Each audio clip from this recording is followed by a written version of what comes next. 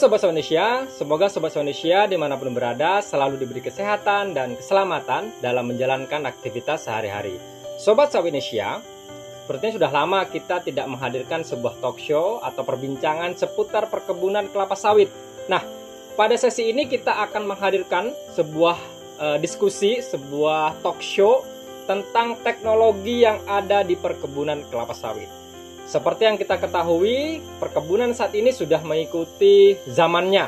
Kebun sudah juga mengikuti modernisasi. Nah, dibuktikan dengan adanya berbagai macam hal teknologi sudah ada di perkebunan. Nah, pada kesempatan ini, setelah hadir di antara kita, teman dari PT Hydronav, Mbak Bella. Apa kabar Mbak Bella? Halo Bapak, apa kabar? Saya sehat Pak. Ya, terima kasih sudah hadir di Sawitnesia. Ya, terima kasih saya juga untuk Sobat Sawitnesia dan juga Bapak tentunya sudah mengundang kami ya. Iya. Dalam kesempatan kenal ini. Ya, kenalan dulu dong. Oh iya. Halo Sobat Nesia, perkenalan saya Bella dari PT Hydronav Technika Tama. Jadi boleh saya bicara langsung PT Hydronav ya? PT Hydronav adalah perusahaan yang memang menyediakan teknologi alat survei dan pemetaan, baik itu di darat, laut, dan di udara. Kalau di sawit, kami sudah 25 tahun Pak mensupport perkebunan sawit di Indonesia gitu.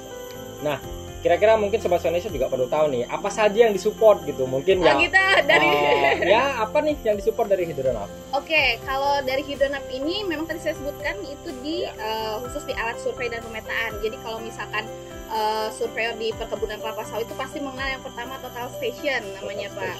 Kemudian laser scanner, kemudian yang ketiga ada GNSS geodetik dan juga GNSS mapping ya. Kalau yang paling banyak itu di perkebunan itu pakainya GNSS mapping Pak. Jadi dulu tuh ada yang namanya Juno, pasti Sobat Sawitnesia udah tahu. Ada Juno, ada Geo dan lain sebagainya. Kemudian ada juga yang terbaru, kami juga ada drone. Kemudian ada juga drone yang membawa LiDAR gitu. Iya. Nah, sekarang kan lagi tren mungkin itu kan ya drone mapping. Kelebihannya apa dibanding kalau misalnya kita melakukan mapping secara manual nih kayak gitu. Kelebihannya apa? Oke, sebenarnya kalau saya bisa bilang ya Pak ya, antara drone mapping dengan alat survei yang memang sudah ada, itu posisinya itu bukan untuk saling menggantikan. Ya, betul. Tapi saling melengkapi gitu. Nah, perbedaannya apa? Kalau mungkin misalkan biasanya survei ngukur area lahan itu menggunakan GPS di area-area yang rimbun gitu ya. Kalau kita harus sensus manual satu-satu pokok sawit itu kan lama Pak, membutuhkan waktu. Nah, gimana caranya kita mengefektifkan waktu dan dengan kualitas data yang bagus ya bisa menggunakan si drone ini. Dan pengambilan data lebih cepat sih Pak, intinya itu. Iya. Mungkin yang terbaru produk apa nih gitu yang ada di Hydronav? Mungkin Sobat Sawitnesia juga perlu tahu. Iya betul. Di perkebunan kelapa sawit sekarang kami sudah mensupport drone juga Pak. Ya. Dan khususnya di Hydronav produknya namanya Wingtra. Wingtra. Iya, sama nih Wingtra ya, oren-oren seperti Sawitnesia. Mungkin bisa diwujudkan 1, 2, 3.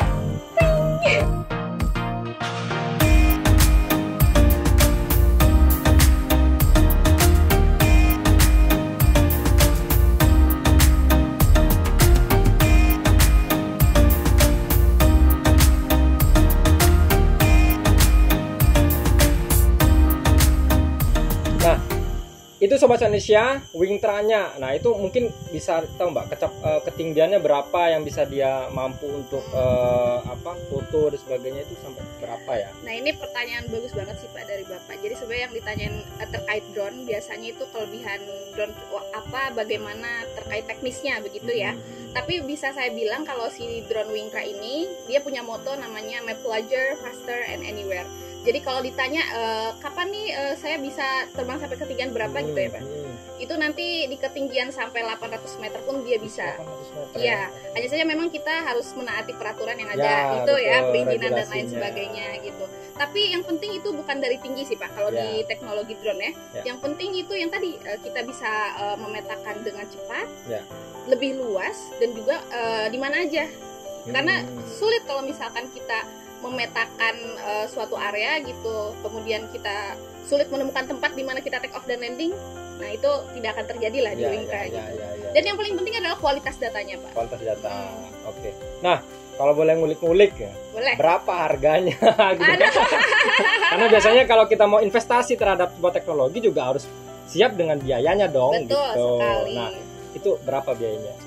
Kalau terkait biaya bisa hubungi di bawah ini Oh, ya di Pak bawah ya, ini. nanti ya dikasih tahu di Oke, sini di ya. PT Hidronap Teknika Tama. Iya, oke. Sip. Terima kasih Mbak Bella atas kehadirannya di Sawinesia. Jadi teman-teman, bahwasannya teknologi itu bukan tadi menggantikan sesuatu, tetap kita ada skill teknik dalam surveyor juga perlu, dan ini adalah sebagai alat pendukung gitu ya. Betul. Karena dimana ya sekarang teknologi sudah sangat modern sekali. Betul, Pak. Nah, terima kasih Mbak Bella atas kehadirannya. Sama-sama, terima kasih banyak Mas Nanti, Sama dan Sobat Sawinesia. Ya, nanti bisa hadir lagi dalam sesi-sesi selanjutnya untuk Amin, berdiskusi ya. tentang produk-produk dan juga apa saja teknologi yang sudah ada di perkebunan kelapa sawit. Oke, Betul. mungkin itu. Terima kasih Sobat Sawinesia. Semoga video ini bermanfaat dan kita akan jumpa video-video selanjutnya. Tetap